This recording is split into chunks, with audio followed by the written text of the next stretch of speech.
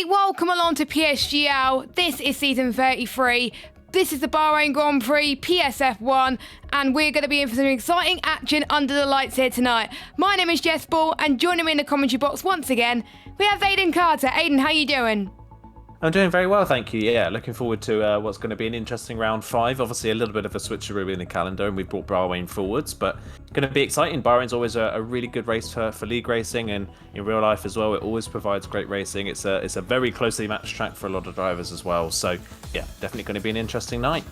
Yeah, it is. It's usually the first round of the calendar, not usually the 5th round, so something for the drivers to get used to, but they have had a lot of practice. It was the first track in career mode as well, so when people have first got the game, they have a clear idea. It's also part of PSGL's history for quite a long time. It's always had some good racing, so very excited about it. But let's go through the drivers' standings from last time out. Tom, after being winningless for a long time, he managed to get his first win last time out from pole, but it wasn't plain sailing. He didn't get wasn't leading the race for most of that race. It was Markados that was leading for most of it, but Tom had the better tyres. He was able to battle up until the final lap, and he did a brilliant switchback. I believe it was turn 4-5 area, and he went on to take the victory. I think one of the best moves of the season, and that promotes him to 5th in the standings, 20 points, 2 points behind another race winner, which was Fabi, who won in round number 3. So we've had 3 different winners from the last 4 races. We were just talking about it before we went on air. 3 out of the last 4, they won from pole position. That's never happened in PSGL F1 in a long time. Yeah, it hasn't happened in a long time, and yeah, it's weird, isn't it? You're usually seeing people winning from 3rd or 4th or 4th or 5th on the road. You see the qualifying merchants as such, and then some people are better in the races and come forward. But we've not really seen that, have we, this season? It's been very much one driver's been very good at a specific track and they've taken the pole and the win on the same night, but then they've maybe not translated that pace across the board into other places. I think definitely Tom and Fabi are 2 great examples of that. Fabi especially in Paul Ricard. Really strong race for Fabi, but we haven't really seen that kind of pace from Fabi before or since then. And then same with Tom. It was an amazing performance last time out in Austria, but before that we hadn't seen that kind of pace from Tom for the best part of over a season and a half. So it's kind of bizarre, isn't it? It's been a bit of a bizarre start to the season. We were also mentioning as well that nobody's been that consistent really to start the season, have they? You've got to say that the most consistent driver in terms of pace and speed all season long has been Markados. He's been right up there. 3 second place finishes of the 3 races he's finished, and that DNF in Singapore has obviously put him on the back foot a little bit. But even Max won the first 2 rounds, was incredibly strong in the first 2 rounds of the championship, and then come to Paul Ricard and he has a horror show of a race. It was really bad. He just wasn't great performance, and then got caught up in a lot of incidents as well. Austria was a good recovery, but still wasn't the fastest driver there really at all. Tom and Markados kind of outshone him that whole race. So yeah, been an interesting season so far. We've not seen something quite like it, have we? Because past seasons we've seen at least one driver, or maybe 2 or 3, become very consistent and just kind of drop the rest of the field, but that's not been the case so far. Yeah, we saw the likes of obviously Rudy and Legend last season. They were up there, obviously Rowan as well, and obviously we've got 3 different drivers that want to be up there, and we had people that have got their first race win of the season, and there's certain people that we haven't seen much of. Aurelian, who got his first podium in F1 in round number 1 in Spain, but we haven't seen much of him since he got 5 points in Singapore and he DNF'd in the last round in Austria. So plenty of stuff to mention as well. We'll talk about the drivers to watch out for in just a moment, but as we were saying earlier, Max is leading the standing, 45 points, and then Markados in second on 36. Will this be the race where he converts to a race win? It's coming. I said it will be coming. It may not be this week, but he's really hunting down for a race victory. We've got Nando in 3rd. Well, he got scored no points last week. He's had a new rig, so he's still getting used to that, so expect him to be off the pace until he gets used to that. Fabi in 4th after his race win, did not score any points last time out. Tom won his race win, he's in 5th. Frankie's not here tonight, but he's in 6th in the standings on 18 points. Aurelian's on 15, I believe. Then we got Marlon on 12. His only points come from round number 2 in Singapore with his brilliant strategy. Then we got Kian in the house on 12 points. Very unlucky season for him, who managed to score some decent points last time out by getting a 4th place in Austria. Kazizel 10th at the moment. He's flying under the radar, not scoring as many points as I would have liked him to see. And then we've got the 2 Stefanos, 11th and 12th. Then we got Volokonga in 14th. Namaya, who has done well, like who's been qualifying merges before, he hasn't been up there surprisingly. So I want him to see him perform better here. Maybe he could do a Tom and get a win today. I don't know. Harry as well in 60. Deso still 17th. He's had pace, but he's been always involved in incidents. That's probably why he was lower down there as well. Well, we got a few drivers yet to score points out of the full-time drivers, and that is Jensen and Rowan Jensen especially, who I think got very lucky for being in F1 because a lot of people got moved over to PC. But maybe after seeing his teammate doing well last time out in Austria, maybe this could be the race where he does well. Yeah, potentially. It's kind of a shame for Jensen, isn't it? Because a few seasons ago on the previous game, Jensen was really, really fast. He maybe had he was maybe a bit error prone on the previous game, but he had the speed to kind of make up for it and had really good pace.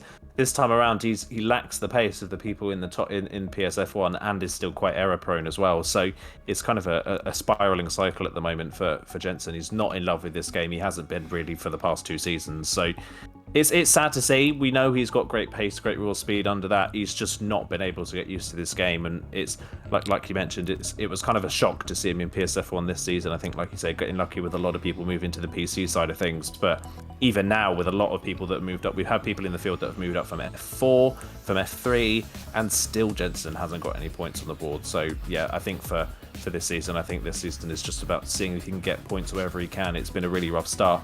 On the opposite end of the other two as well, Rowan, 4 DNFs in the first 4 races, but that doesn't necessarily reflect Rowan's pace. Rowan's had good pace. He's been running in the points on multiple occasions.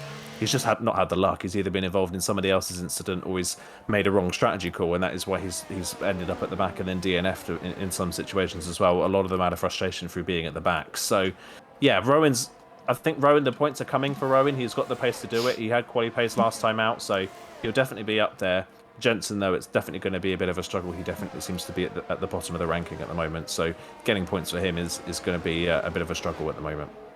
Yep, it is, and I think these two will need to step it up a gear as well, especially around the track where it's so good to watch overtakes, but it can have a lot of DRS trains. So a bit of information about the track. First season Formula 1, 2004, it was a day race, and we saw a 1-2 from Michael Schumacher. It became a night race back in 2014, where we saw some really good moments between Hamilton and Rosberg in a Mercedes, the jewel of the desert, as it were, as well.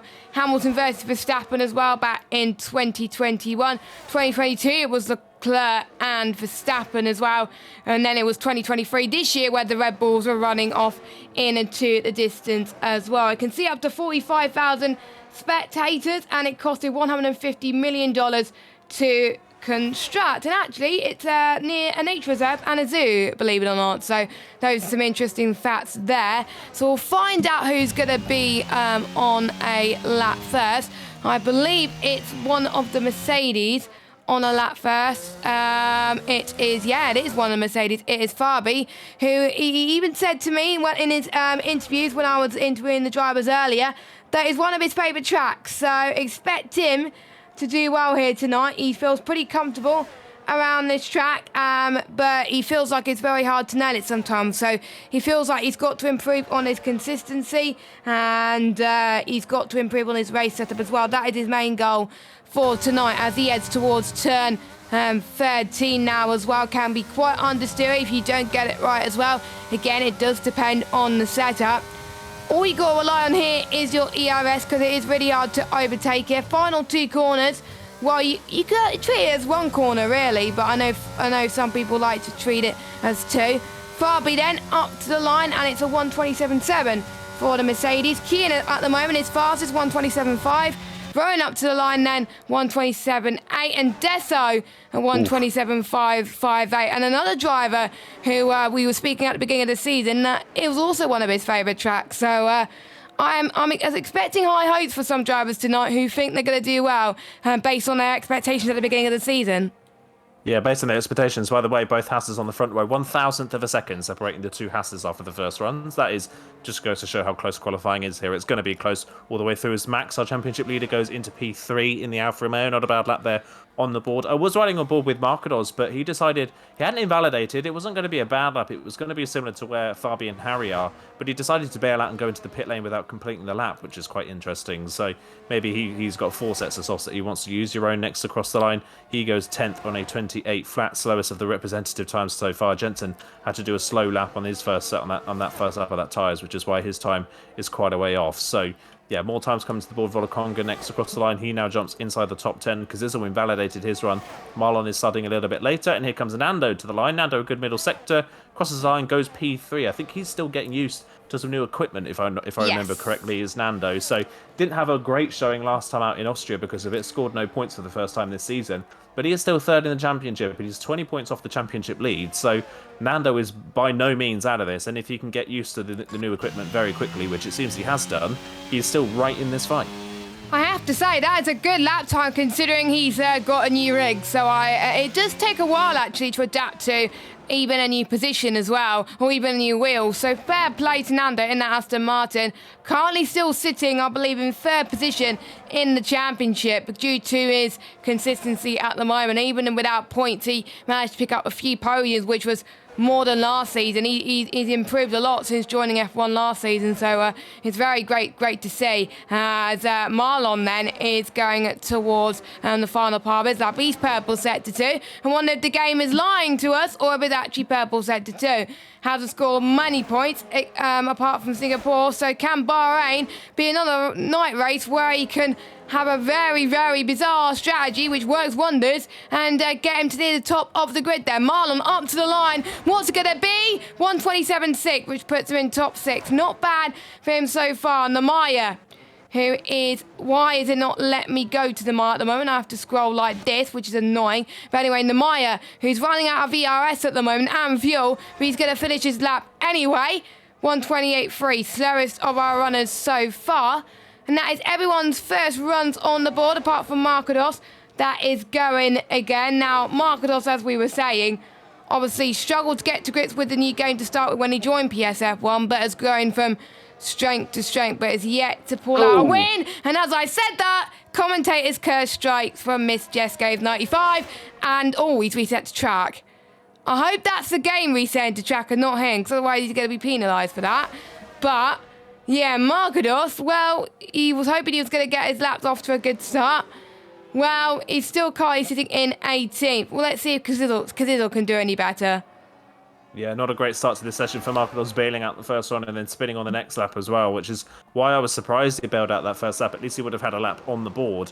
Now he doesn't have a lap on the board, and he's used 2 sets of softs, and he's not put a lap in on either. So not a great start. I think that reset, by the way, for Markados, I think he panicked because the car was beached in the gravel, so he couldn't move the car. So there may be an argument that he might get away with that, but we'll wait and see if that is reported and if the stewards say anything about it. We're seeing Kazizel then on his one. He's coming into turn 9 and 10. Kazizel, another one who started off life in F1 really well a few seasons ago when he joined, I believe, I think he joined season 31 or season 30, if I remember correctly, to Kazizel. Season 31. 31, he joined into the top division, had a great debut season, but since then on this game is another one who's not looked that comfortable. He's not scored many points this season. He's one that struggles a lot on high fuel at the start of a race. You'd always see Kazizel struggle a little bit early on and then come back towards the end, but sometimes you don't have sometimes the field spread is so close here in PSF1 that you can't afford to be slow at the start because you can't make the time up at the end. So Kazizel ends to the final corner then, into 14 and 15 around the final corner. It was a 5.9 in the middle sector, so this should put him comfortably inside the top 10 as he crosses the line. He goes third, actually, so a good final sector from Kazizel. Goes onto the second row just 0.03 of a second ahead of Nando and 0.03 of a second behind Kian. So the top 4 are currently separated at the moment by 0.07 of a second. A 28-1 for Kian in the first sector. He's purple, so he's looking quicker than anybody else so far. 1,000 separating between the top 2 at the moment. You won't be expecting Deso to be up there near the front, but he is at the moment. What about... it's Jensen's had a bit of a spin in turn 1. Turn 1 seems to be catching a lot of people here today, which is a shame, to be honest. Farby then, he's going to be setting his next run through the final sector. Not purple though, so he's not looking too comfortable, but I think he's probably aiming for a top 5. He's not really aiming for pole position, but heading towards turn 14 and 15. You've got to be trail braking there, and he was too early on the throttle, and he's hit the wall, damaged his front wing, and he's going to go into the pits. I'm almost certain of that, so that has ended his run. Kian then didn't see what his middle sector was, but he's a few tenths up overall. So is he going to get pole? Provisionally, yes, for the 127.418. What can Nando's teammate Stefano do in the Aston Martin, who's done well in Bahrain in the past, and he's decided to bail out of his run and go into the pits. We've got Jerome up to the line, who's about to start his run, I believe. Yes, he's about to start his run. It's hard to tell who's on a run and who's not. Harry is starting his run as well. I think Harry's another one who we thought was going to do well, but has not impressed. He's come from a few divisions lower, but to be honest, there's some drivers that maybe get promoted from a lower division but not do as well as expected, but sometimes it's just getting used to it. Same with Ola Kongan as well, only scoring 8 points, but he definitely showed his pace last time out in Austria, so we'll see if Harry and Ola Kongan can be up near the front, because otherwise they could be their only season in F1. But Harry 1-2i has found some time in the first set, just around about 2 tenths separating, so that's really, really good to see. What about Max at the moment? Max is about to start his run. He's kind of sitting in 7th at the moment. I'm used to seeing him dominate qualifying. It's not like him. Maybe people are seeing his pace and pretty much practicing more to actually match that pace for Max. So, or maybe he was just practicing for the first 2 races of the season, that everyone has just caught up a little bit. But we'll see. Max is still leading the way, but if Max can't get a good run in, he may struggle in the race.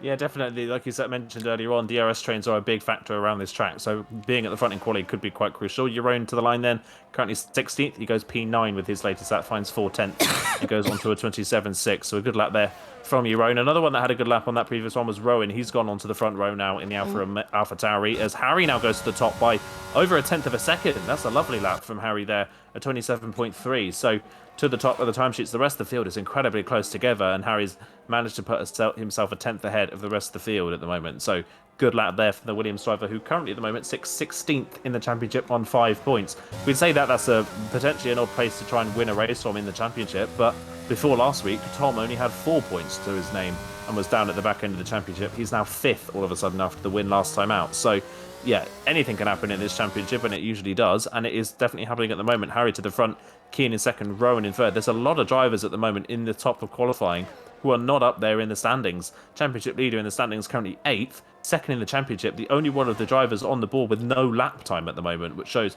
how close this field is as Max crosses the line. He improves to P4, but he only managed to find 7/100ths of a second on his second lap. So I'm wondering if some drivers are just betting themselves in at the start of quali and then improving, and whether others have met their raw pace, their best pace almost immediately in the session and are finding it hard to improve. I think Max is one of them, and it seems Desso maybe another one as well, who got that great first run in, but since then hasn't been able to improve.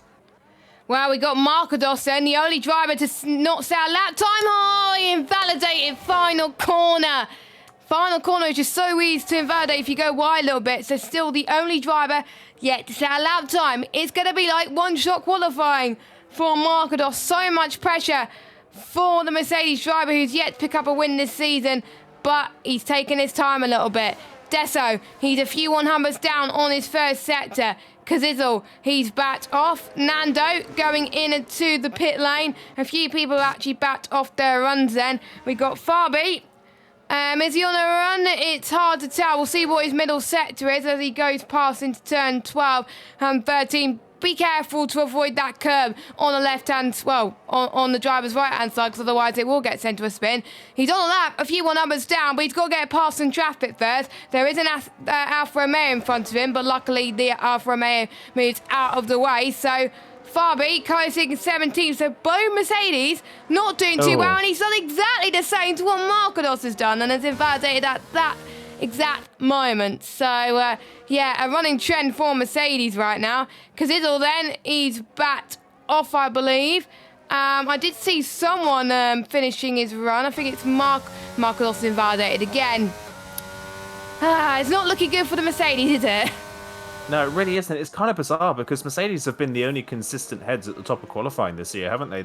Markados has been basically in the top 4 in every qualifying session. He's only got 1 pole in the first round of the season, but he's been at the top of qualifying all the way through the season. So to see him at the back and struggling so much to not even get a lap time on the board is really bizarre. Again, I'm questioning why he didn't put that first lap time in. He didn't invalidate. The lap wasn't a bad lap time. He just decided to dive into the pits and not complete it. And now I think he might be ruining that because he's got no time on the board and is dead last. So again, I question why he decided to do that. But up at the front, Marlon improved, by the way. He's gone third on exactly the same lap time as Kian, but because Kian said it first, Kian is on the front row and Marlon is third. So again, like I mentioned, a lot of drivers who weren't featuring or who aren't at the front of the championship are inside this top 10 at the moment. Harry, like I said, currently down in 16th in the standings. Desso's up there in the top 7 at the moment. He's 17th in the championship. Kian's not had the best of starts. He's 9th at the moment in the standings. And like we mentioned, Marlon's only scored points in Singapore. It was a second place finish with a great strategy. But other than that, he's been nowhere near the points all season long. So Rowan, of course, P4 at the moment, has no points on the board at all. So, and hasn't finished a race yet. So there's been... It's a bizarre quali so far, really bizarre. Championship leader in 6th, second at the back of the field, third in the championship right now, currently Nando, currently 9th. So this is a very topsy-turvy grid. It's a little bit bizarre, and again proves that this season so far hasn't been about being consistent, because nobody at the moment seems to be able to be consistent pace-wise. I think they're struggling with their lap times at the moment. The tyre temps are getting a bit hot as well. It is a very hot circuit in real life as well. And it kind of reminds me of sprint race as well, where things could be down the order in F2, for example. And it's about how they can climb themselves back up. I think that some of the drivers will have to experience what the F2 drivers in real life will have to experience. So, you know, it's going to be quite difficult for them. And we did see Rowan have a very good qualifying last time out in Austria, but he did get involved in a lap 1 incident. So maybe with his second chance here today in the race, maybe he can rectify and redeem himself and potentially climb himself up the order in the race, and maybe he can improve. Hopefully he's put in a little bit more practice for himself, because otherwise he will struggle a little bit with his up. Literally pretty much everybody is going out on runs. Everyone is in towards the turn 7 9 and 10 area, so it's going to be a lot of traffic. I hope there's going to be a bit of gentleman's agreement. The only one on his own is Jensen, so he's decided, you know what, I want some clean air, I want to pick up the pressure a little bit, and maybe if he makes a mistake, he can go again, but I don't think he does have time to go again, unfortunately. So I think Jensen is going to have his final run now at the moment. Jensen is hoping to score some points today. He finds the traction quite tricky, he says, but he's done well here in the past, in other leagues as well. And he didn't feel like the race went well last week, of course, but maybe he spent some time improving on his traction, so he could do well in this race as well. So sector 1, few 100s down, so not many people improving once again. Who's next on a run? We have got, I think, Rick's teammate Rowan, who's going towards the first sector. He's 3 temps up in the first sector so far, so he's improving. This could be a pole position run for him as well. I believe we got Harry who's on a run as well. He's a few 100s down on his previous run. What about Kian? Didn't see what his sector 1 split was, unfortunately, so I didn't see if he improved or not. Markados is just starting his run. We got Fabi, who's starting sets 2 as well. So there's a lot of people that want to improve at the moment in these last stages of qualifying. Jensen, who's found a few temps in the middle sector. Let's hope he doesn't invalidate. He's got to find pretty much a few temps. That's it to get pole. That's how close it is. He's a few 100s slower than Volakongan in P15, and he got moved up from F2 last season. Jensen up to the line. He's got to have a miraculous final sector, and it's going to be a 1:27.5. P5 for the Ferrari man of Jensen. Next across the line will be Rowan in the AlphaTauri, who did well in qualifying last week, but got involved in incident. He has bottled it, and he's going into the pits, unfortunately. Next is Kian. He is invalidated, unfortunately. Next is Fabi, who's invalidated so many times in the final corner. He hasn't done it this time. Is it going to be pole? No, it's going to be only 12th position. Next is Stefano. He can only manage 17th. Next across the line will be Max.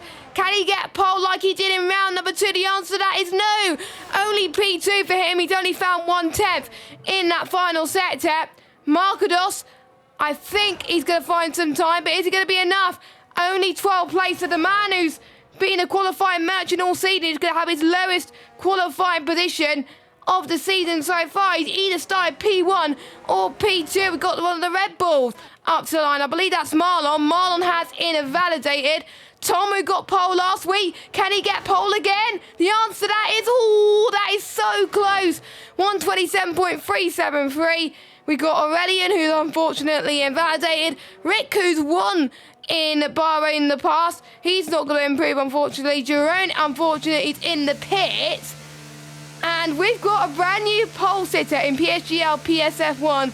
And that is Harry, who's coached in P16 in the championship. And we got Tom in the P2. Can Harry get his first win ever in PSGL?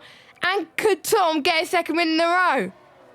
It's really, what a bizarre quali that was. That was so weird. Harry gets pole with his run on this second lap in qualifying session. Nobody could get anywhere near it in the end in their final runs. We've seen it so many times in PSF1 where people don't improve on their final runs, and we saw it again. Tom improved and Max improved, but Kian, Marlon, Rowan, Deso, Kazizel, Nando, Stefano, they all invalidated their final runs. The whole lot of them, they all made mistakes.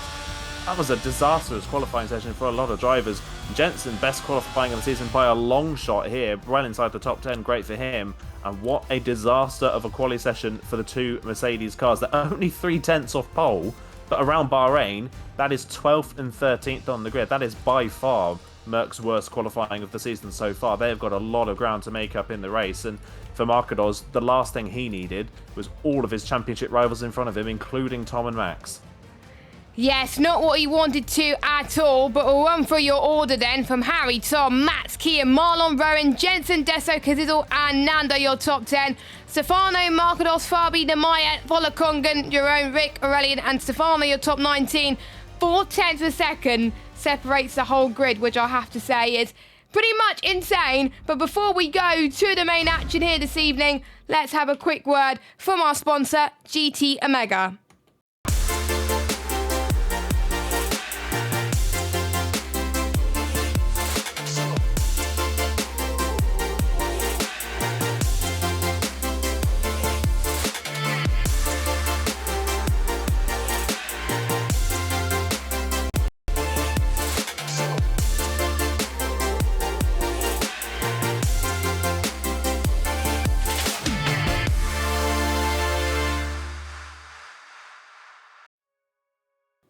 Welcome back to Bahrain. The 5.4 kilometre long circuit, 15 turns, 8 to the left, 9 to the right with 3 DRS zones.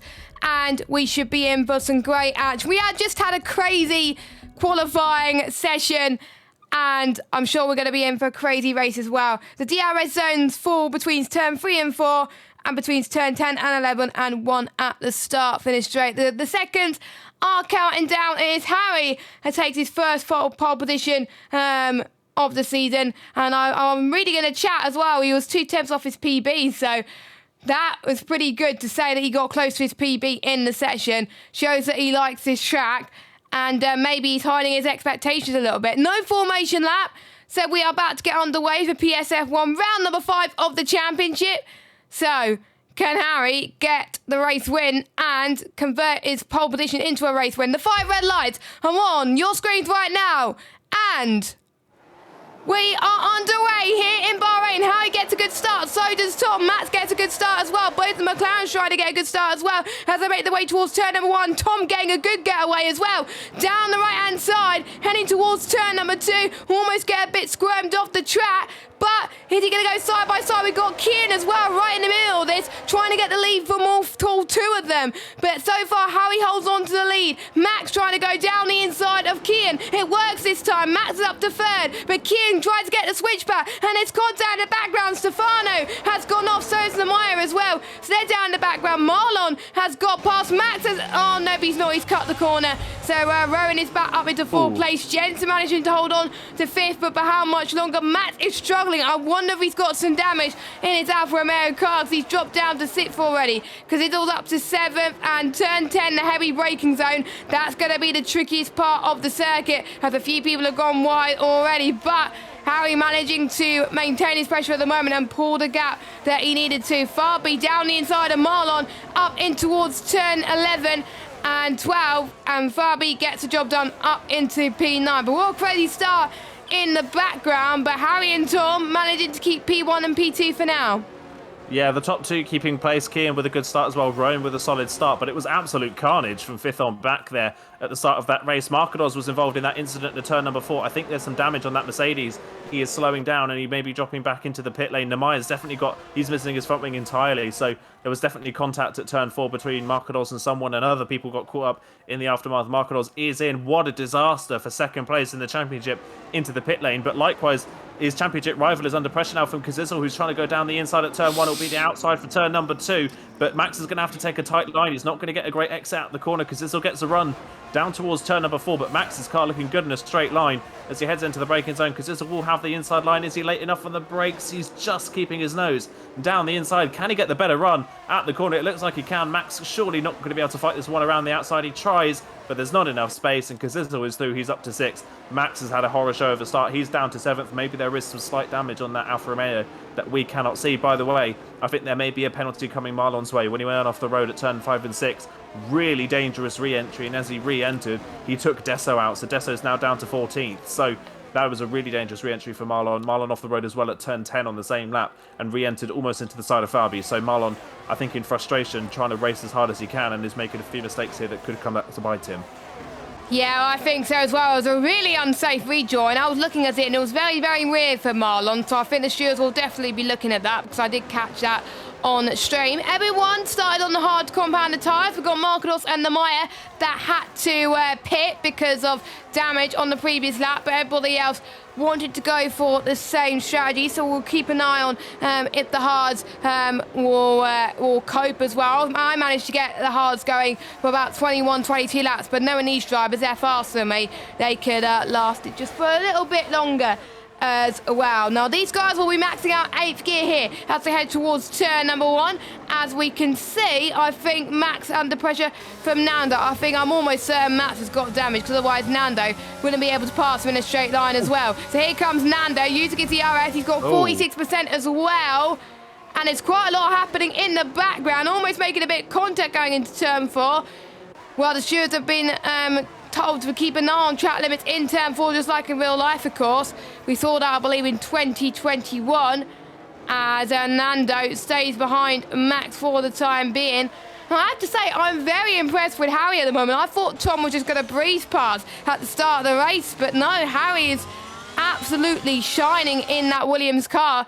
Maybe some drivers like to put practice on one track and just do well, and I think Harry's probably put a lot of practice around this track in Bahrain, and it's very, very great to see. Don't forget, he's near the back of the grid. Maybe he could do what Tom did last week and catapult himself into the top 10, maybe after a race victory, but I have to say, I thought after last week it was going to be a one-race wonder for Tom, but Tom is definitely showing it's not a one-race wonder. He is definitely, I think, carrying on this momentum from last week. I think he was talking about the momentum anyway. In Austria, he was doing so well in his last few league races. That has helped him in PSGL last week. I think that's helped him here as well. So, yeah, staying in second place. And I think it's going to be hard to overtake due to the DRS train. I have to say, Jensen doing very well. For the first time in a while, he's not involved in lap 1 carnage, so I think he would take that in a heartbeat. He's actually gained off the opening laps. He's gained 2 places as well as Kazizel. The biggest gainers as well, Stefano up 6, Rick up 6 as well. Biggest losers got to be Stefano, Marcados and Namaya up at the back. But I think the ones that we said to keep an eye on in this race, Rowan, Jensen and Harry, for not scoring them that many points this season, they're in the top 5. Yeah, they're all doing a good job right now, definitely. It's very interesting, isn't it? Where has this Tom been for the past 2 seasons? Because this kind of Tom could have dominated championships. Was so fast in Austria last time out, and now he's at the front here as well, while all the other drivers in the championship battle are struggling. If Max does have damage, by the way, open opportunity here for Tom and Nando to get themselves right back in the championship hunt, isn't there? Because Marcados at the back of the field, and barring any safety cars, Marcados is not scoring points today. He needs a safety car to score some points, so not been a great showing for Marcados, unfortunately, already here tonight, and we're only 4 laps in. And if Max does have damage, that's going to plague him all race long. It's very unlikely you're going to see Max go forwards in this race if he does have damage. So opportunity here for Nando and Tom especially, and opportunity as well for some other drivers who have got some good points on the board but need that little bit of a boost to get themselves in that fight. Kian, definitely one of those, currently 9th in the standings on 12 points, but he's steadily increasing his pace. He's had pace all season long but kept making mistakes in the opening rounds. He's steadily working his way forwards now as Kian championship wise, so keep an eye on him going forwards. This could be a great opportunity for him to throw his hat in the ring for this championship as well. Other drivers we need to look out for championship wise are Fabi and Aurelian, but Aurelian at the moment having a bit of a horror show down at the back of the field in 16th, fighting Stefano, who's trying to go around the outside at turn number 3 but can't get the move done. Not sure what's happened to Aurelian. I think he may have been caught up in that incident at turn 4, but down in 16th and dropping off the back of the DRS train at the moment.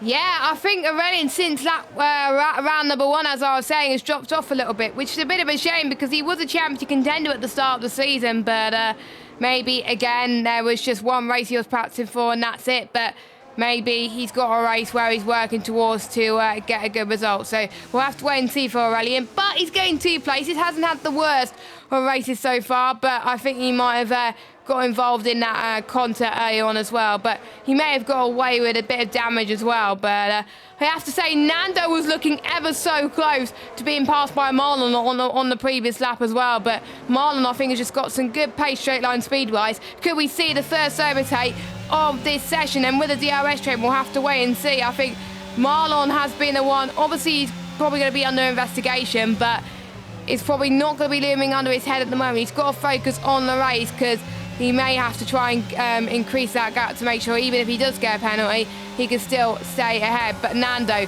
trying to get past Max then, heading towards turn number 1. Down on our right-hand side then he goes. And can he keep his line? Oh, he goes off the track. Marlon almost took advantage of that, but I think Max was very happy that Nando didn't get past. But I think Nando just went too deep into the braking zone, missed his braking point, and he lost so much time to Max, and that's allowing Marlon to try and attack on Nando, but to no avail, unfortunately. Don't forget in PSGL, the top 10 score point, and it is very different point scoring system. First place gets 16 points if you win the race. Second place gets 12 points, third place gets 10 points, fourth place gets 8 points, and 5th place gets 6 points, and so on and so on. And we will know in around about 6 or 7 races time who will become the PSGL PSF1 champion. We could see an overtake from Marlon in this lap. No, we cannot at the moment. And I have to say the only people who have not gained or lost places so far are our top 2, but they're just being a bit patient. Tom's not using his ERS at all. Harry's not using that much ERS either. Kia's not using any ERS. Rona's using a lot to try and stay in touch with these guys. So I think the top 3, because a lot is happening behind them, they don't need to worry about burning some ERS. They're just, I think, waiting until maybe the pit stop phase to try and get some moves done. Oh, yellow flag, that's Marlon. That's had enough, Aiden. Yeah, Marlon, a spin coming out of turn number 15. It was a bit of a pinch point for qualifying. We saw both Mercedes make a mistake there, and now Marlon won to have had a spin. That is such a shame for Marlon, but a bit of a disaster race so far from a great quali. Now down to the back in 17th, and he's going to send it on Stefano at the hairpin in frustration, and Sam straight into the side of the McLaren. So Marlon really needs to calm it down. He's making some mistakes here just out of pure frustration. It's going to give him penalties for the next race if he's not careful. So yeah, Marlon's season really not going well at all since that podium in Singapore. It's really fallen off the rails. What that has done is promoted his Red Bull teammate Volakongan into the points now, so he gets that 10th place spot as it stands. So yeah, it's all settling down just that little bit. The top 3 looking, you've got to say, the top 3 looking comfortably faster than the rest of the field. Rowan is still well within DRS range, but he's using that ERS to stay with the top 3. Whereas, like you say, Kian and Tom don't have to use any to stay where they are, and they are looking more than comfortable. Jensen's having to use a bit. He is teetering on the edge of losing DRS to the top 4, and if he does lose DRS to the top 4, that's kind of the top 4 battle done, barring any sort of safety car, isn't it? You're just going to see the top 4 disappear, especially with the amount of DRS straights you see around this track. But it's not like Jensen's under that much pressure yet again in the opening phases of a race, because this all doesn't look all that comfortable on the high fuel. We've seen it all season long. He qualifies decently well, but then in the early phases, he struggles to keep comfortably within the DRS range and has to use a lot of ERS to stay within that range. Comes back later in the race, but at the start, it just seemed to cost him. And again, he's used the same amount of ERS as Jensen, and it's not on the back of him that much. He's still comfortably within DRS range at the moment, but he's not far away from teetering away. As here comes Fabi in the background going for a move on Nando down the inside into turn number 1. Nando's going to try and break late around the outside, but he's got nothing to fight with. Fabi had so much more ERS to play with. Nando's derating nearly already down the pit straight, so Fabi is suing up into 8th, and whilst one Mercedes hasn't been able to recover from a rough qualifying in Marcados at the back, Fabi is now starting to recover from 13th up to 8th. Yeah, I have to say, it's a very good race for him so far, and points means a lot of pride for him as well. And I think that's what he's just aiming for as well, to improve his consistency. Marlon is in the pit centre. I believe he's making his first stop. He's going to hope a safety car comes through in order to stand any chance for him coming back into this race right now.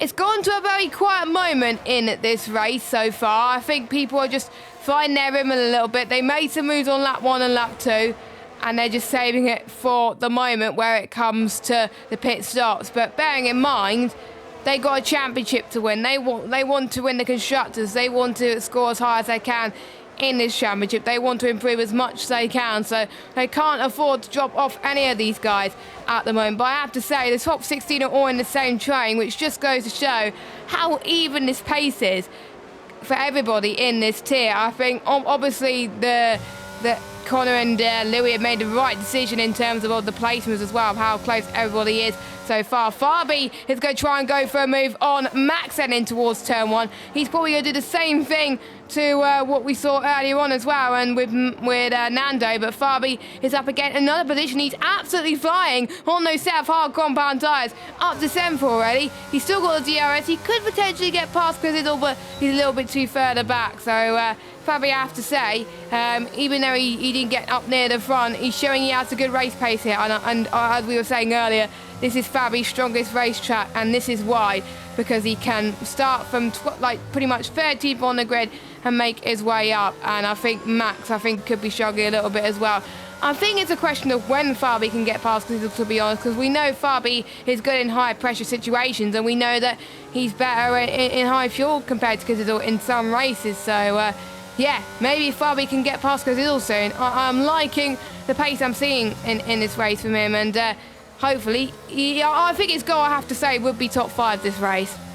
Yeah, you definitely got to say so, with the pace he's showing and the fact that he's able to breeze past Max that easily in a straight line in a DRS train says something about the setup he's got on that Mercedes as well, because that was rapid in a straight line. Max stood absolutely no chance. He was standing still, even with DRS open. So Fabi's got a good car in a straight line there. By the way, just keeping an eye at the back of the field at the moment, P10 Volakongan is really teetering on the edge of losing DRS range now to this train in front. He's got Rick climbing all over the back of him, and Rick is going to use some ERS here to get past. And look at that, just the power of the DRS down the pit straight is so strong, and Rick breezes past before they even get to the end of the pit wall.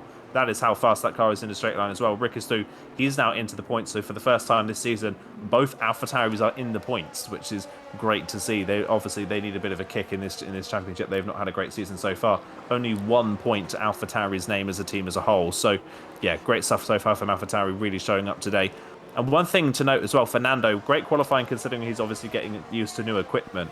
But the problem with new equipment is not about the raw speed and quality, it's about the consistency. That's what people struggle with getting used to new equipment. Not the speed, the consistency. Getting that speed out of a car for 29 laps in a row on new equipment is far more difficult than doing it in qualifying. And I think Nando is kind of proving that at the moment, isn't he? Good qualifying, but in the race, he is a little bit all over the road. He's struggling to slow the car down at some points as well. He's making mistakes here and there, and he's using a lot of ERS to try and keep the train in front, which kind of proves my point that in the race it's a lot harder to get used to new equipment. So Nando still got a ways to go, it seems, before he's back up to where we're used to seeing him at the front of the field, but it's not been a bad start so far for him whatsoever. Meanwhile, further at the front of the field, it is status quo at the front, isn't it? Harry's still leading, not using too much ERS for a race leader. He's about 50% battery, but Tom and Kean behind not using anything at all, as per usual. Rowan's starting to save a bit more now in 4th, so he's looking a bit more comfortable.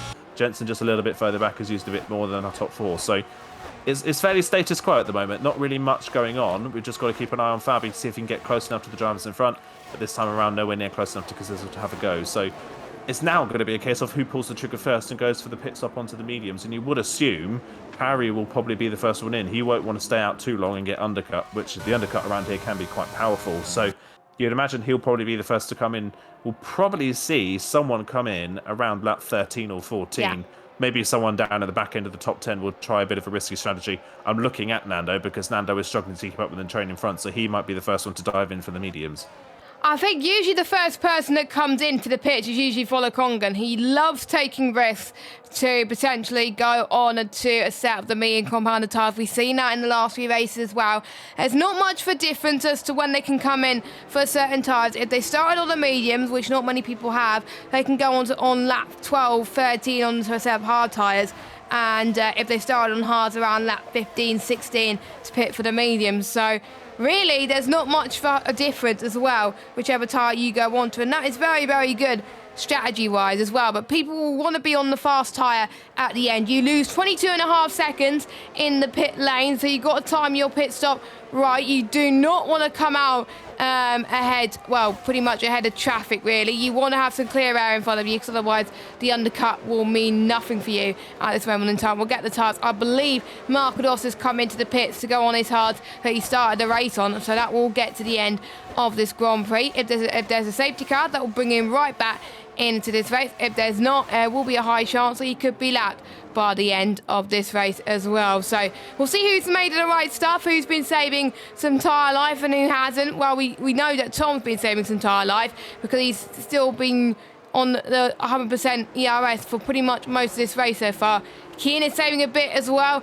We definitely know Jensen is pushing, but he's still doing a really, really great job to keep ahead, because this is the Jensen that we really wanted to see come alive in this race so far. And by the way, guys, if you want to check out our title sponsor, GT Omega, the link is in the description. You can use the command @ GT Omega, where you can get 5% off all GT Omega products by using the code PSGL. So check them out. Absolutely amazing. I will get the overlay in just a moment, so you could check the command now out if you want to. So yeah, if you think about upgrading your cockpit, make sure you go on GT Omega and find out a little bit more information. So we're seeing people starting to drain their battery a little bit more as we're going into the pit stop phase. I think Graham being one of them, he was quite comfortable earlier, but now he's draining a little bit. We'll see if Tom would want to at the moment as well. I think he's quite happy being in second place at the moment. He was happy with his race win. I think Tom is just looking for his consistency. And consistency, as we were saying the last few seasons, consistency is what helps you win championships. Yeah, it definitely is. And like we mentioned earlier on, nobody so far has been consistent in this championship. And at the moment, that continues to be the case, because the only one that has shown consistency is Markados, and he's currently last. So it's been a bit of a topsy-turvy first half of the season at the moment. By the way, Harry is starting to burn some ERS, so that suggests to me Harry is thinking about a pit stop in the next couple of laps or so. So keep an eye on the Williams driver. He's usually another one that comes in very early for pit stops, but that's usually because he's outside of the top 10. He's in a very different position this time around, leading this race from the front. So going to be an interesting one here to see what Harry can do, but you kind of get the sense that Tom and Kia are just waiting for the moment to pounce, aren't they? They've still got over 90% ERS in their back pocket, and they're comfortably sitting behind Harry. So you kind of get the sense that when Harry pits, Tom and Keane will go a lap longer, burn that ERS advantage that they've got, and potentially overcut him while he warms his tyres up. So yeah, there's going to be a bit of a brawl coming out of the pit lane here once they put on the medium compound tyres. And if they do start to come in at the end of this lap, does anybody go long and wait maybe another 4 laps and then come in for the mediums and hope that whilst other drivers on the mediums are fighting, they can make up the time at the end of the race on better mediums? That'll be the crucial thing. One thing to note at the back of the field, Nemaya versus Marlon. Nemaya's tyres 11 laps old, Marlon's 5 laps old, but Marlon is nearly a second a lap faster than Nemaya, so proving that there is quite a big pace drop-off potentially in those medium compound tyres the later they get into their run. As we've got our first driver in, was that? No, never mind. That was just my eyes deceiving me. Oh, never mind. I think we have got a car into the pit lane. It's an Alpine. It's Aurelian and Stefano that are in. Yeah, they are in from the back of the field. I thought Fabi was coming in. I think he moved over and thought about it, and then he decided not to do it because he saw no one else doing it, so he stays out. But Aurelian and Stefano, first ones in from the very back of the queue. Not a surprise. I think if for these two, back of the queue, not really anywhere near the points. They've got to throw something at it and hope it works. Well, they've got nothing to lose at the end of the day. If there's a safety car, that will ruin it. But they can have some clear air for a little bit and try and fight for position. And maybe the ones near the front will be hoping for a safety car. Just look at that train on the mini-map. There's pretty much from first down to 14th. So There could be chances something could go wrong for one of the drivers, but the majority of the drivers are keeping it clean so far. So hopefully we will probably see some great undercut strategies. I'm keeping an eye on certain teams as well. If I was a Ferrari, I would split your strategy. You do not want to double stack in a track like this because you're going to lose so much time. So ideally, the one who is highest on the track, which is Tom, he gets priority. He can decide whether he wants to come in this lap or next lap, and then obviously Jensen would follow suit. So if Tom doesn't come in this lap, I'm almost certain Jensen will come in this lap as well. If neither doesn't come this lap, then I don't know when they're going to come in, but we'll obviously have to wait and see. Someone's coming. That is Kaziddle that's coming. That is really early out of the front lot. He wants to get rid of some traffic. Same with Max as well. Rick is in, I believe. Yeah, Rick is in. Stefano is in as well. So they're pulling on the trigger nice and early. But will it work, or will their tyres start to die towards the end of the race? We'll obviously have to wait and see. So medians for all of them till the end of the race. And you can see Marlon is already setting purple middle sectors at the moment. So he is starting to push to try and close in on a few drivers. But yeah, I'm surprised Harry hasn't come in because he's burning a lot of VRS, maybe for no reason. Do you think maybe that Tom was starting to increase his pace a little bit? That's probably potentially why Harry is using a lot of VRS, knowing that Tom is trying to catch up. But who knows? You're even starting to see Tom using a bit of VRS now. So I wonder if it's the time for people to come into the pits. But meanwhile, out of the ones who just pitted, Kaziddle up in front, the ones who pitted earlier on first, like Stefano and Aurelian, Aurelian and Stefano, for example, didn't quite work out. No, they didn't really gain anything in the end. Aurelian's right back where he was, right behind Stefano, and Stefano's now 2 seconds behind Rick, so it hasn't really paid off for them. Who it has paid off for, though, is Rick, who's managed to get himself within DRS range of Max, so that will be a big benefit for the AlphaTauri going forwards. Max has added DRS range to Kazizzle as well. Any of the leaders coming into the pits, Harry's in, Tom stays out, Kian stays out, Rowan's into the pit lane, Jensen is into the pit lane as well. Fabi stays out for another lap, Nando is in. So we've got 3 drivers staying out on the track, make that 5, because Volokongan and Desso have stayed out as well. Desso's going to go for the move down into turn 1 on Volokongan as well. He'll get the move done on the Red Bull who doesn't fight it. Desso up into 4th, trying to recover from that lap 1 incident he had with the other Red Bull with Marlon. So yeah, Tom continues on, Kian continues on. You can already see Tom down to 50% ERS. He is burning that battery to try and do the overcut on Harry, who comes out of the pit lane in plenty of clean air. But look at Kazizzle coming down the pit straight. He's got a jump here potentially on Jensen. He was behind Jensen before the pit stop phase. He's had a good outlap. Can he get past the Ferrari, maybe down towards turn 4? There's no way Jensen's going to be able to fight that on cold tyres. Kazizzle, the undercut has worked. He is through and up into a net P5. Can he get past Rowan before Rowan's tyres are up to temperature as well? That'll be interesting. Another one as well. Max and Nando running side by side. Nando was ahead of Max on the track, but Max has managed to get past on his warmer tyres as well. So Max is doing into 10th on the road, but crucially for him, he is out of DRS range to Jensen in front. He needs to get within range of Jensen if he wants to really salvage something from this race. Otherwise, he could be a sitting duck later on, because this is all over the back of Rowan, but can't quite find a way through at the moment. But Kazizzle, that 1 lap undercut seems to work quite nicely for the McLaren driver, which suggests that maybe the overcut for Tom and Kian might not work as well as they want. They've burnt a lot of their ERS. Are they coming in this lap? Yes, they are. End of lap 16, they are both in.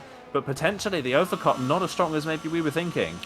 Yeah, I think it's a lot quicker for the tyres to warm up after that. We thought it would be 2 or 3 laps, but no, it's only 1 lap as well. So the ones who pitted early, they're able to actually get past the ones who have just pitted. So I think if I was Tom and Kian, I'd be very worried. And even Desso and Volokongan are staying out a bit longer. So keep an eye on Harry then, as they all make their way towards turn number 1. The crucial thing is, can they keep that gap? Oh, it's going to be very close towards turn number 1. Tom overcut has played to perfection, but Harry's going to have some warmer tyres then. So I'm almost certain Harry's going to get past in towards turn number 4, which he does. So the warmer tyres has helped them there. So without the tyre warm-up, Tom would have been ahead. But because the tyre warm-up is so crucial on this game, Harry's back in the lead by 5/10 per second. Pretty much is the status quo, apart from obviously Kazizzle and Jensen swapping positions. Fabi's ahead of Max as well, but maybe Rowan could get past Kian in towards turn 7 to make a bit of contact. Rowan is ghost as well, so Kazizzle could get Rowan as well, heading past turn 8 into turn 9 as well. Heading towards a heavy braking zone of 10. I believe Rowan is ghost as well. So I think Rowan is having a little bit of issues at the moment. It is on top of each other. Hopefully it's not desync. Luckily he's fine now, so he's able to keep going. But Rowan is struggling a little bit with his tyre warm-up compared to other drivers because he's doing very well with his tyre warm-up. So because he's all up into a net P4 at the moment. So obviously with Deso Volakongan still to pit. This is the turnaround that we want to see from Kazizel. Kazizel was a driver that's been under the radar this season, coasting in P10 in the standings, but maybe this could be the race where everyone can look up to him and start taking notice of him sometimes, because he's done well on this track in many of the tiers I commentated on, so I'm not really that surprised. Deso is into the pits. Unsurprisingly, the top few guys go past him as well, but Harry's just able to pull away from Tom like no tomorrow. I think Harry just has the pace on those medium tyres that Tom doesn't have, so we could see a new race winner here tonight. We potentially could, yeah. That pit stop phase actually worked out quite nicely for Harry because he's back where he was, and Tom doesn't have the massive ERS advantage he had before the pit stop phase. So actually, that's worked quite nicely for the Williams. It would have worked even better if he was able to break in from DRS, which he wasn't quite able to do, but it's still quite a nice performance. We've got a yellow flag. That is Marlon, who's had a spin on his own at the back of the field. So yeah, good stuff there from Harry to get back into the net lead of this race. Then Tom in second, Keen in third, Kazizel now fourth. The break in the train now is behind Jensen. Fabi obviously went a lot later than everybody else tyre-wise. He's gone 2 laps later than Max and 1 lap later than pretty much everybody else. So he's going to have slightly fresher tyres, but he has dropped out of the DRS range and has no ERS to play with either. So Fabi here in a bit of an uphill battle to try and get back in that lead fight out front. Can he get there and drop Max at the same time? Max, by the way, if he did have damage, he didn't replace it in the pit lane. He kept the damage if he does have damage. So that could be something that plays for it. Maybe it could be rear wing, it could be floor, it could be anything that you can't change. Or it could just be very light front wing damage and he thinks it's not worth taking the extra 6 seconds for a front wing change and just sticking with the damage and hoping for the best. Because if he did have damage, his pace at the start of the race was pretty decent for that. So we'll keep an eye on what he's doing. As Fabi sets the fastest lap with 0% ERS, he is pushing like crazy to try and catch his train in front as Rowan trying to get past Kazizel runs into the back of the McLaren at turn number 1. Hopefully there's no damage on the front of that AlphaTauri, but we've seen this from Rowan before. Sometimes in high pressure situations at the front of the field he gets a bit over exuberant and makes mistakes. That's why he's DNF'd all 4 of the first rounds of the season so far. Last thing he needs to do now is throw away a potential top 5 result. Yeah, one of the early drivers, pretty much 2 of the drivers not to score points this season is running in the top 10. And you don't want to be the only driver not to score points and bottle it. So it's all about not taking risks for Rowan. And you would rather probably finish 7th place than bin it. But he's got to be defending. He's got to be playing the Sergio Perez type role at the moment, even though he's not in an AlphaTauri at this moment in time. But we do have 11 laps to go of this Bahrain Grand Prix. If you are enjoying this, don't forget to leave us a like and hit that subscribe button and hit that bell if you are new as well. And I'm surprised, I think Volakongan has not come in yet. I was watching a race yesterday where someone was able to stay out until I think about the last few laps before they got a puncher.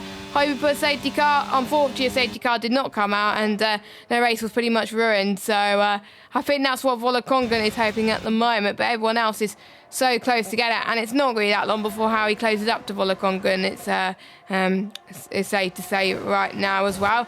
Rowan still on the back of Kazizel, the closest person to a move so far, running on the back of Stefano actually. Let's watch that battle heading towards turn number 1. There we go. Relian gets past Stefano in that Alpine. Very easy move as well. DRS up into 12th place, but I think Stefano does have the DRS here, but he doesn't have the straight line speed to carry him through and get them into turn 4. So I think straight line speed is powerful around these sets of corners because that is where you can get the overtake done. But yeah, with 10 laps to go of this Bahrain Grand Prix, still the order pretty much stays the same with the top 3 right now. But all things could change. We could get safety cars. We could have people spinning it out of nowhere. We could have anything.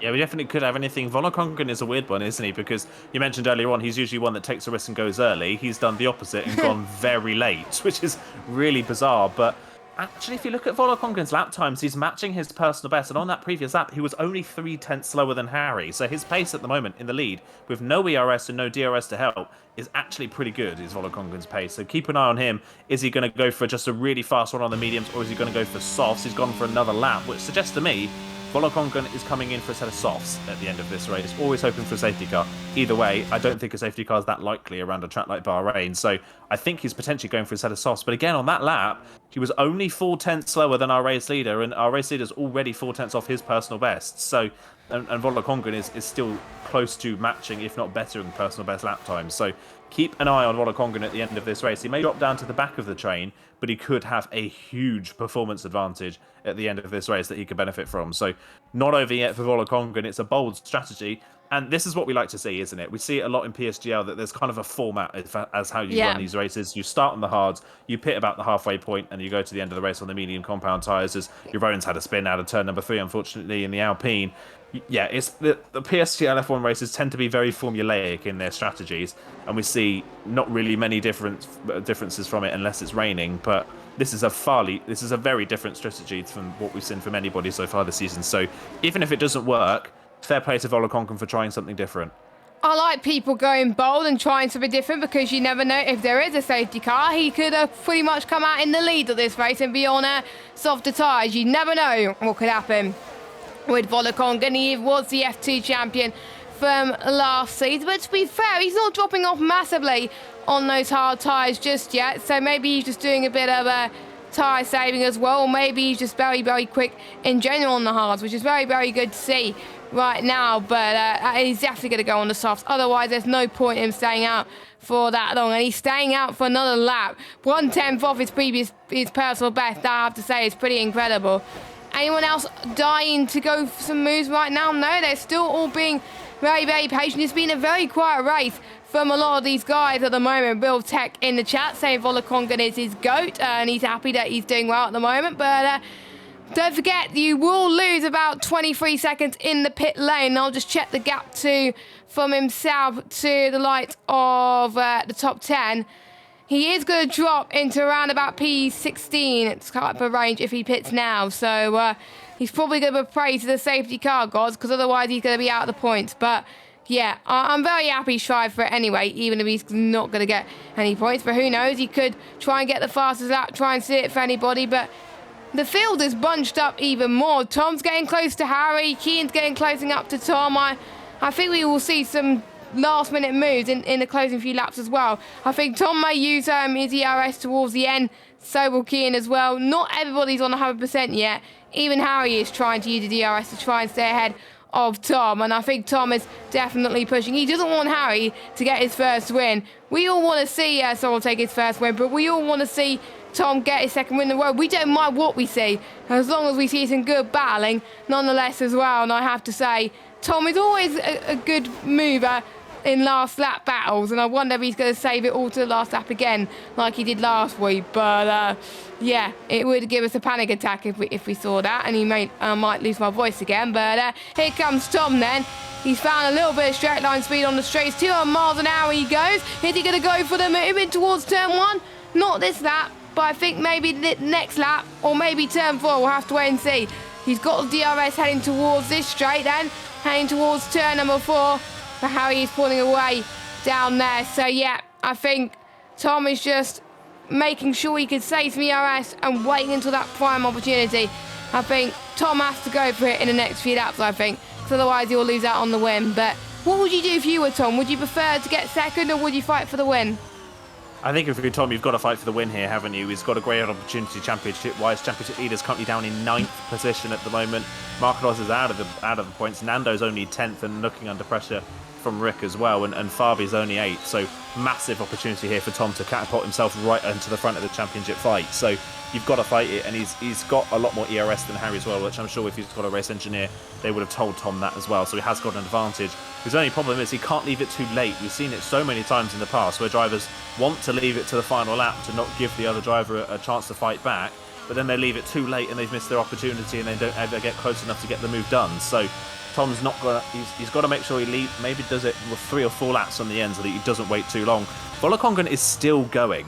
He is still going. So I'm 23 laps. Oh my god. Yeah, I'm now confused by this for Volokongan. I think if a pit stop onto the softs at the end of lap 22 for me would have made sense. We're now on lap 24. By the time he pits and gets the soft tyres up to temperature, surely there's not going to be enough laps left in the race to do anything with them. So I'm kind of confused. I think Volokongan is either banking on a safety car or banking that when he does pit for the softs and he pushes, they're going to be so much faster than everybody else, and that everybody else is going to be fighting.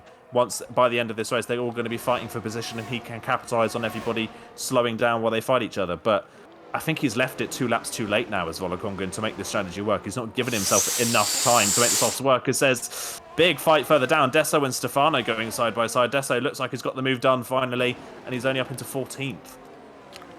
Wow, we could see him moving towards turn number 7, almost making a bit of contact there. But this is a fight that we've been wanting to see for a while because he has been quiet towards the end of the race. But yeah, I think Deso, even though it's not for points, he wants to have a little bit of fun. I think he got caught up earlier on in that instant. But I think those two definitely want to improve going into next week. Don't forget, next week is Baku, as Stefano goes around the outside there in towards turn 11 and 12. But Deso gets a brilliant switchback, by the way, heading towards turn 13. Is he going to be able to hold his line? Nope, he does not. Stefano gets that place back.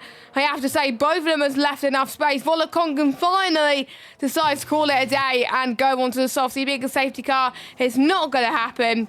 So he comes in and he's going on to the soft compound tyres, but he's going to drop way down out of the points, unfortunately. It was worth the risk, but unfortunately the drivers, well, pretty much all the drivers, are keeping it clean. At the moment, touch wood, for the first time this season, we've got all 19 cars that have started the race that are going to finish the race, but Deso and Stefano are still fighting for P13. Yeah, still going at it. Deso going to go down the inside. He'll have the DRS on the run towards turn 4. Stefano trying to hold it around the outside. He's going to have to try and go the long way around, and you can't do that in an off-camber corner. So Deso's back up into 13th place again, but these two are just falling further and further away from the fight for the points as well with this fighting as Marcador speeds into the pit lane, and I think it's about to break your theory of getting a full finishing order, and he does. He's retired out of the race. What a shame. What a shame for Marcadors. Yeah, for Marcadors, it's either been a second place finish or a DNF this season, and today, unfortunately for him, is a DNF. So not great today for Marcadors, who just, unfortunately, incident on lap 1 and was never able to recover from it. Volokongan then down in 15th place. He was, I believe, 12th before the pit stop phase anyway. He was out of the points anyway with this, but again, I think he's left it 2 or 3 laps too late, because by the time he crosses the line, there's only 4 laps left in this race now. So even if he's a second a lap faster, he's only going to get up to 13th as it stands. So yeah, I think he's left it 2 laps too late to make the strategy work, sadly for him. At least 2 laps too late, sorry. So we'll see what he can do from here, but yeah, it hasn't paid off, sadly. I think he should have gone maybe to lap 20 and then put mediums on and had mediums that were 5 laps younger than everybody else, and he would have had a lot more pace. As we come to now 4 laps to go, and still no one looking for a move yet. They're all sitting patiently. No one's thinking about it at the moment. One driver who is looking a bit more feisty than others, though, is Fabi, once again in P7, trying to look away past Jensen for a spot in the top 6, but nobody in the bottom end of this train seems to have any ERS to play with at the moment, apart from Max. So Max has saved up a little bit in this train, maybe trying to capitalise on other people fighting in front of him. But yeah, it's an interesting one, because I would have thought Tom would be all over the back, but it's not as if Tom is all over the back of Harry and having to sit behind at the end of the straights. Harry's best part of 7 or 8 tenths ahead of Tom for the majority of the lap. So at the moment, Tom's not close enough to get to past Harry by the end of the straight.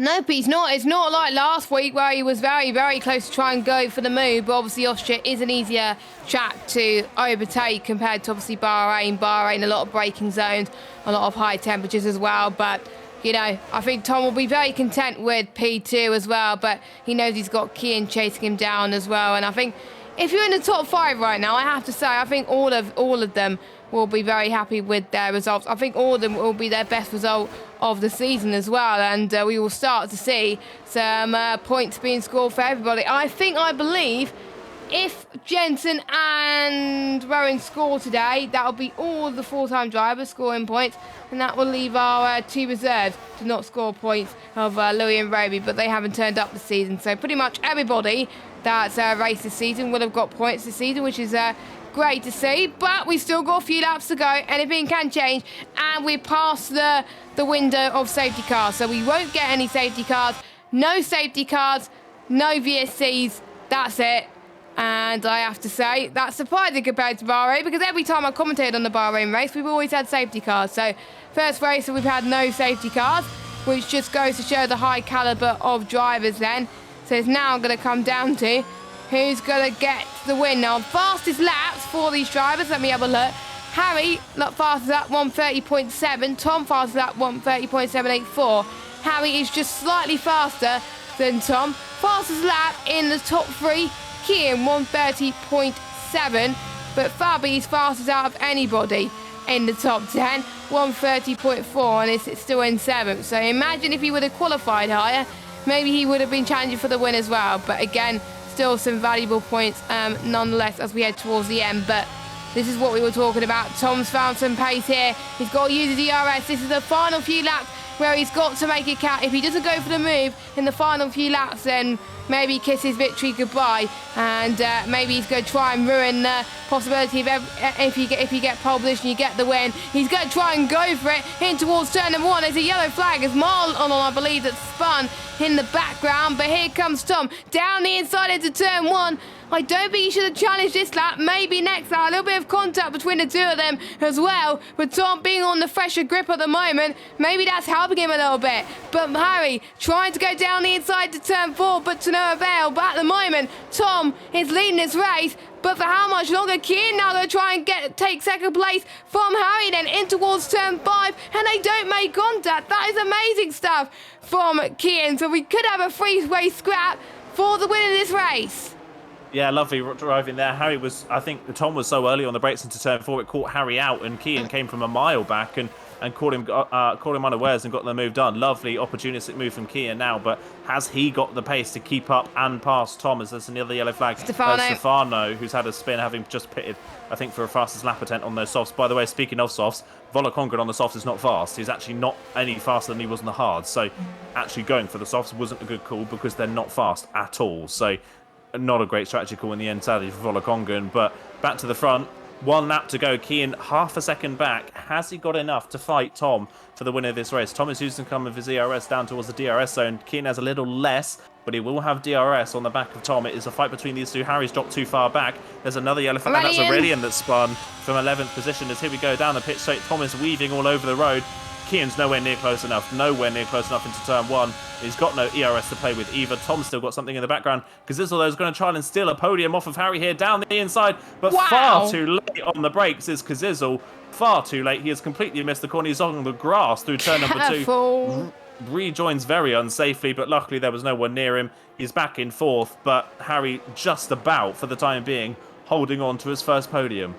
That was so close. Oh my God, that was almost a spin from Harry. Do not ruin your hard work for spinning on the final lap. You want to be scoring some points here today, but I think Kian has ran out of luck, I think, to try and go for the race when he's 5/10 off for Tom. So unless it could be a photo finish towards the end, I think there's no way Tom will lose this one. But anything could happen in Formula 1. But it's a shame that Harry would lose out on the win, but maybe it's due to the fact that he was pushing so much on those medium tyres, maybe towards the start of his stint potentially as well. Maybe he didn't manage his tyres enough compared to the ones around him, but still, he'll be very happy with his P3, I have to say, despite the fact he's not scored a single point this season then. But he's already dropped back from Kian by 1.6 seconds. So the top 2 are running away with it at the moment. So we're right on board with the top 2. I don't think Kian is going to do enough to catch Tom. So Tom, after winning in Austria, we thought it was going to be a one-race wonder. It's not a one-race wonder. It is 2 in a row for the Ferrari driver. He won in Austria. He wins in Bahrain.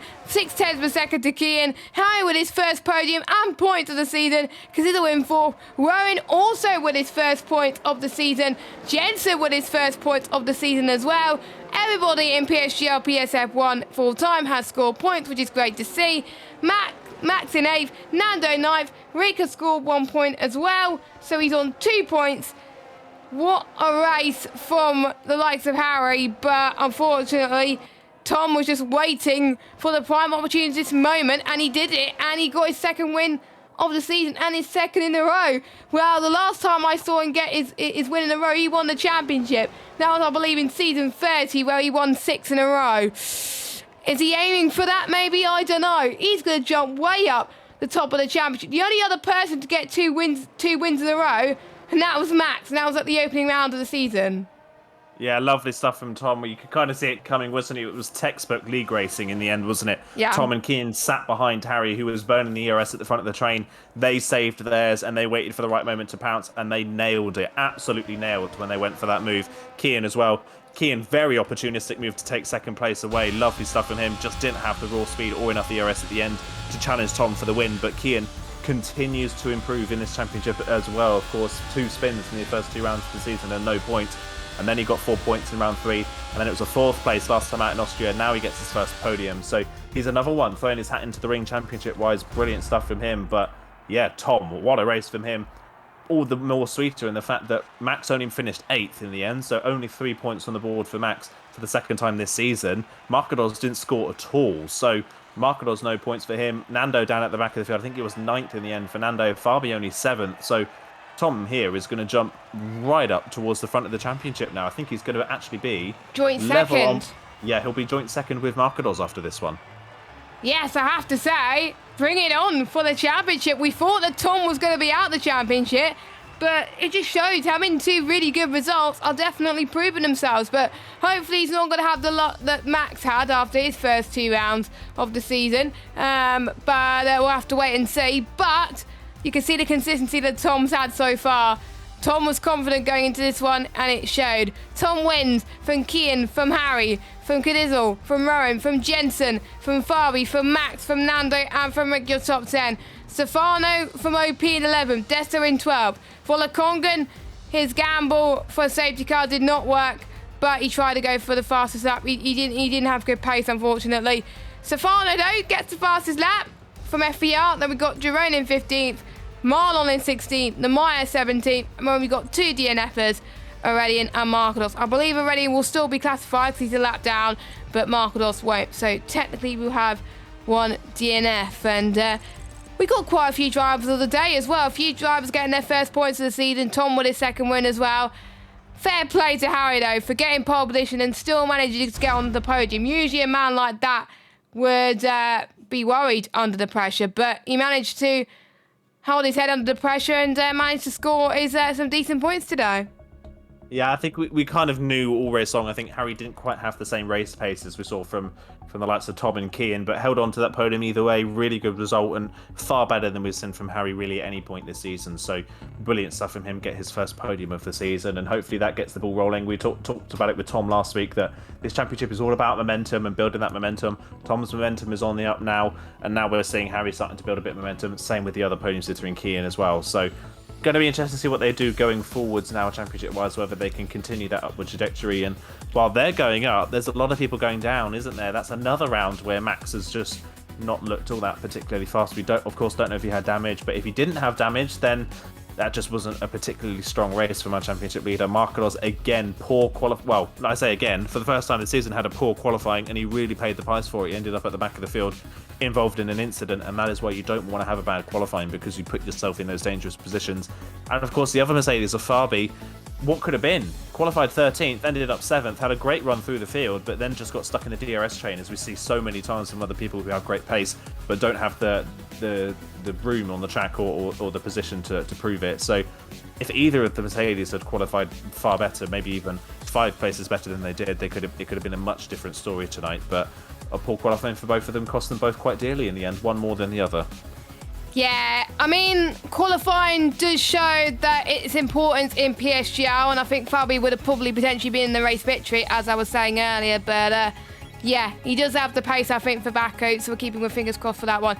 We do have some drivers in for podium interviews, so we will get those drivers in. We will speak to our 3rd place man first, as I tried to get the Discord open up on my computer, and I don't want to drag the wrong person. I don't want to drag an F3 driver in. I want to drag an F1 driver, but there we go. We've got our 3rd place man, the man who started in pole position today, scoring his first few points of the season. Harry, can you hear us? Yeah, sure, I can hear you. Brilliant. First of all, a big congratulations on your podium. Just missed out on the win, and You obviously you were saying in your questions as well that you race a different part of a different time zone compared to everybody else. So that must have made that race even more pressure for you after getting that pole lap. Yeah, I mean, in midline it's very hard to be honest, because one time you are on the pace, and next time because you hydrate or simply because you are tired, and then your pace just dropped it. And I did this in my final lap. I was shaking. I was so tired. My brain just can't function anymore and keep the speed. So yeah, it's a shame. I bottled 0.2 very hard, but still a pole position, which I very happy with it. And it was your second run as well. Nobody was able to improve on their final runs, and your second run was enough to keep pole for the rest of the session as well. And I have to say, the start that you had into turn one, that you were keeping the pressure off Tom really, really well as well. Were you worried that it was going to be an Austria situation where the people that were usually off position weren't going to do well, or were you going to keep your confidence all along? I just do myself, to be honest. I couldn't care others. So because every single time I care others, I always screw up myself. Sorry for the bad word, but it is the case. So I just concentrating doing myself, putting some goals like what time should I be doing in that particular lap, and then aim for myself to doing that and stay out of trouble. So yeah, Tom did give me some pressure, to be honest, but I just put that aside first, and then just wait until the last few laps, and then I can care about them.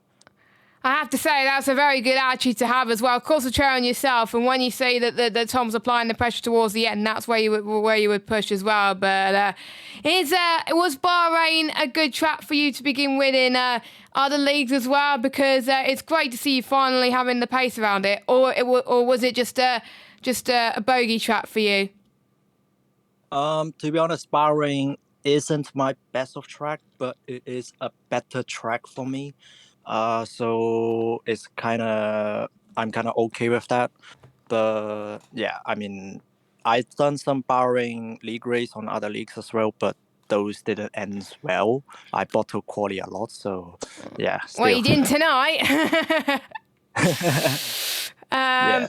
So yes, it's kind of a mixed bag for you, Dan, and I think this will be one of your highlights. I think of Bahrain, I have to say as well. And do you think you're going to carry this momentum for the rest of the season? Are you going to try and get more podiums, or do you think this will be the only podium that you get this season? To be honest, I will give my best shot, because it's never easy in my time, to be honest. I bring this out again, but I always give my best shot, trying to be the first ever probably a Hong Konger to ever win the race. Wow. Yeah, but yeah, I still waiting on that, but I will try my best. Hopefully it's not my only podium. Hopefully there's more to come. And hopefully I can keep up this momentum. Momentum, I like that word. Aidan, have any questions for Harry? Well, congratulations, Harry. A couple of milestones completed tonight. First pole position in F1 and first podium as well. So congratulations to you. Only the only milestone left really now for you to get is that first race win, which we obviously we'll have to wait and see if that does come. Next time out, Baku. How are you feeling about Baku? Is it a good track for yourself? Is it a track that you're not too fond of? To be fair, to be honest, I am not a fan of Baku, and I'm not typically fast on Baku, given my experience in last year's game. I haven't driven on that track this year games yet, so I didn't know. So probably again, like I said in the question, just don't expecting anything. That will make me a bit pressureless. Yeah, definitely better going in with no expectations and then surprising yourself if it does go well. So that's definitely one. And just so that everybody is aware, what is the time where you are currently right now? What is the time that you're racing at the moment? It's 4:23 a.m. in my Tuesday morning. Yeah, and I got school 4 hours later. So oh my god, I'm not sleeping. Absolutely crazy. You are mental. Well, that puts even more of a tick on that performance. I think another person that does that is Jack Humphreys, who used to race on PlayStation. Now he's on PC. He's Australian, so he raced quite early as well. But I think you topped that, Harry, by racing even earlier. So yeah. That is incredible. That is, to be able to do that in 4 a.m. I don't think I could function. I barely function at 9 in the morning. So yeah, I barely function when it's time to get up for work. So yeah, that is amazing. But yeah, congratulations, Harry, on your first podium and your first pole position in F1 as well. Thank you. Hope everyone remembers me after this race, because we will. Yeah, it's one of my hopes. Yeah, thank you. I can't sleep right now. I suggest you do get some sleep before school then. So yeah, well done, and we'll let you get some rest. Thank you. Cheers, guys. Have a good night. You too. Right, yep, then, you can tell he was buzzing after that one, but we may as well, for some reason, it's not let me drag Tom in for some reason. I swear it was allowing to let me drag in. I'll give it a try. Oh, no, don't worry, I got it. For some reason it didn't work. Now it is. But now we're hearing from a man that we heard from last week. Wasn't expecting him to hear him this soon. 2 weeks in a row. Another race victory for Tom once again. Tom, can you hear us? Yeah, hello? Tom, were you expecting that race victory after getting that win in Austria? Well, I don't know. I quite like Bahrain, so I was hoping to be fighting for the win. And last season I was hoping to win as well, but, I got taken out there, so I was a bit nervous tonight. But, yeah, I'm happy to win again. Yeah. I don't mean to be, ego, but I had a feeling that I'd be, up there today, because Bahrain I just quite like. And it's good to have that confidence, because it helps you do well. So it's not an ego at all. If you have that confidence, then it would help you at the end of the day as well. Obviously you didn't get pole. You were being very, very patient behind Harry in front. What was because you were only able to go for the move on the penultimate lap. Was that your plan all along, or were you hoping to get the move done earlier? No, that was definitely my plan all along.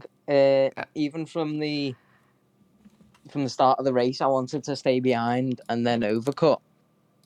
The overcut didn't work how I wanted it to, but it's because I didn't really use my whole battery on the in-lap, and so Harry got past me on my cold tyres, but then I stayed within his DRS with more ERS, so I knew at the end of the race I'd have more ERS and less tyre wear, so it was going to be quite easy. And yeah,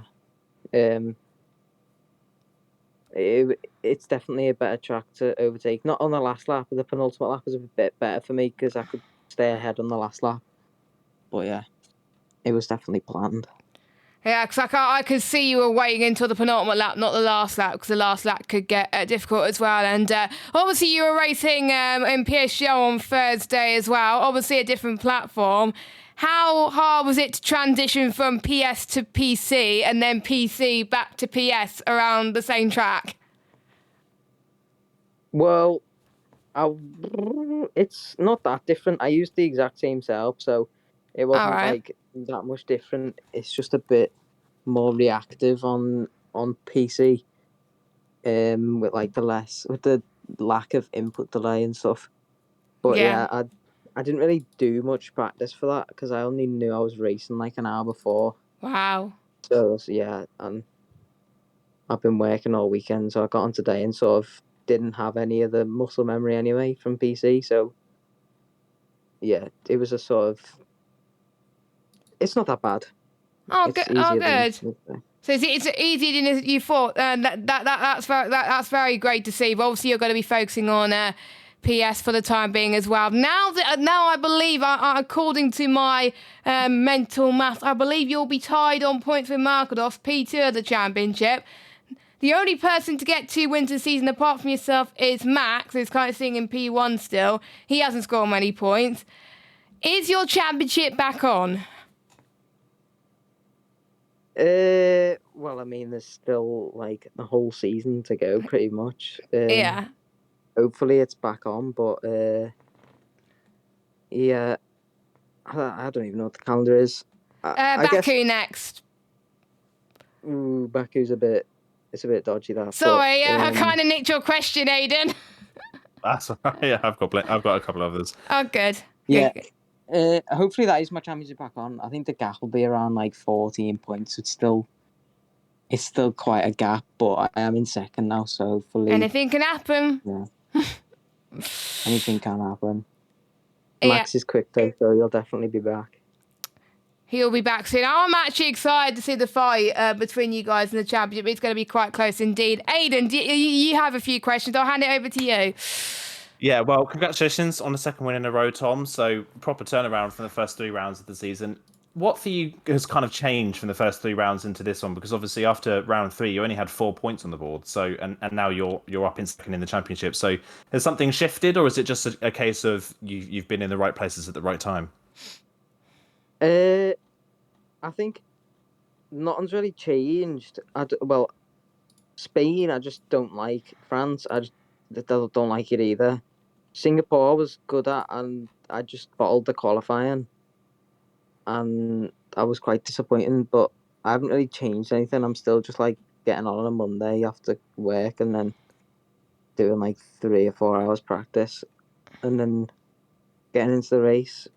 But Austria was different. I had a lot more practice for Austria, but this week I didn't have as much practice. But I think the momentum from last week sort of helped with that, and hopefully I keep that momentum next week. Although Baku I've not touched in a while, so I'll have to practice a bit more. But I know, well, if I find out I think Challenger starts on the 19th of April, so it's still a while till that, so I'm fine.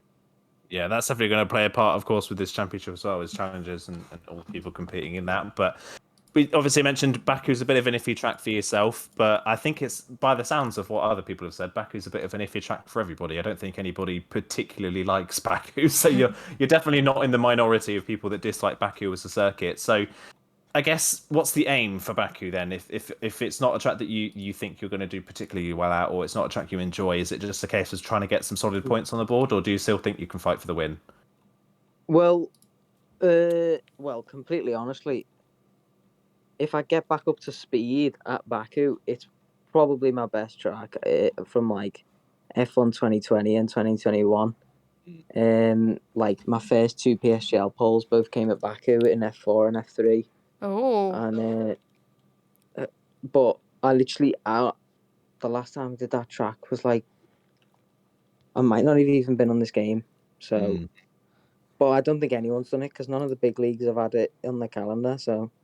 Yeah, it's definitely not a popular one with other leagues. Is Baku, and it's not a popular one with drivers. So any leagues that use a voting system for tracks, they don't tend to particularly vote for Baku. So yeah, going to be interesting for that one, definitely for Baku. And then obviously you mentioned as well that you raced in PC for back in on Thursday. Is that a plan going forwards? You're going to be competing in PC a lot more, and is that a plan maybe for future seasons, or is it just something just to a little bit more fun in the week? I don't know, because that was my first race on PC on this game. Yeah. And my PC is like not very good, and I had quite a few issues during the race. So I don't know how.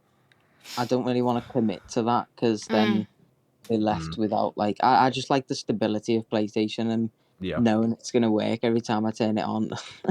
I feel the same, Tom. I feel the same. It's not like on Thursday, my upshift just didn't work, but I've never had that issue on PlayStation.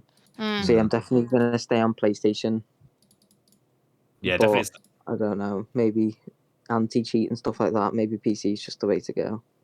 In the end, potentially, but yeah, definitely wait. I'd say definitely wait until you know that the stability thing isn't going to be an issue for you going forward. To say, and if you're still getting success on PlayStation and you're still enjoying it on PlayStation, then there's definitely no need to move just yet. So, but yeah, that's definitely something potentially to look forward to over the next game cycle or a game cycle after that. So we'll wait and see. But yeah, congratulations, second win in a row, brilliant stuff. Thank you. So that was our podium sitters. I don't think we're going to hear from Kian unless Kian is waiting in the rating room. No, Kian is not waiting in the rating room, so unfortunately we won't hear from Kian. But quite a quiet race from all involved, I think, for the Bahrain Grand Prix. Not a busy one compared to previous PSGL races, but sometimes you get races like that. But it's about how you come back from it and the strategy as well. But no safety cars, at least, and at least some of the drivers put on a good show, and it was a great battle for the lead at the end. Yeah, it was a good battle for the lead. I think that's just kind of I think Bahrain is like the epitome of league racing now, really, of F1 league racing, of what it's become, hasn't it? Because it is all about DRS training and waiting for the right moment. Everybody within a queue, everybody very evenly matched. So I think that's just kind of what you tend to see from tracks like Bahrain. Other tracks that are similar are kind of Austria. We've seen that in the past with tracks like Austria as well. Silverstone, the more traditional, like more permanent circuits, you see that kind of racing now quite commonly. So I think that's why it tends to be a little bit more quiet, is when you get to the street circuits or the more individual circuits that you tend to see these differences. And we are heading to one next time out in Baku, which obviously, by the sounds of the two people we've spoken to, is not a favourite track for a lot of drivers. So I think Baku will be a little bit different in that sense. We may see a few DRS trains, but I think we're going to see definitely a bit more field spread, especially in quali. It is a long circuit. It's a difficult circuit to master as well, and it's a track you really have to compromise setup-wise, because there's a lot of low-speed corners. But then, of course, you've got a 2-kilometre flat section from the end of the lap that's the turn one. So yeah, Baku's going to be an interesting one, and it's the first time I've commentated on Baku for a long time as well across any league, so going to be really interesting to see how these drivers cope with the circuit. I think it's the first time I've commentated on Baku on this game. I don't think any leagues have decided to be like, you know what, let's put Baku on the calendar. So yeah, I think I always hate it as a driver, but I like it as a commentator because it sometimes brings out the best or the worst in people. But of course, we'll have to wait and see. So we're going to wrap up the stream now since no one else wants to speak to us. So thank you guys so much for watching. Make sure you like this video, hit subscribe, hit that bell if you are new. Follow us on Twitter and Instagram at PremierSimGL. Make sure you check out our title sponsor, GT Omega, 5% off all their products by using the code PSGL at checkout. Link in the description. You can use the !GT Omega command in there as well. Follow us on Twitter as well. Join our Discord as well. Don't forget, if you're on PC, if you want to sign up for the last few races of PSGL Season 33, make sure you go on to our Discord for more information.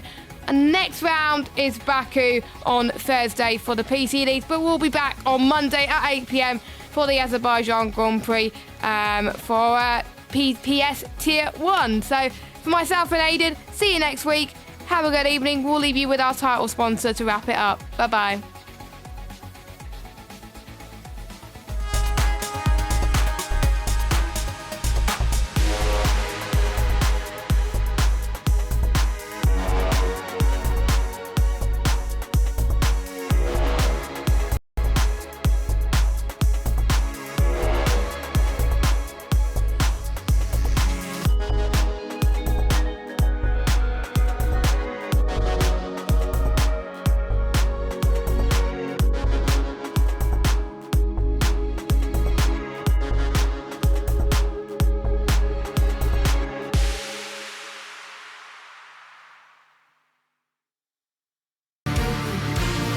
This broadcast was brought to you by GT Omega, proudly supporting PSGL.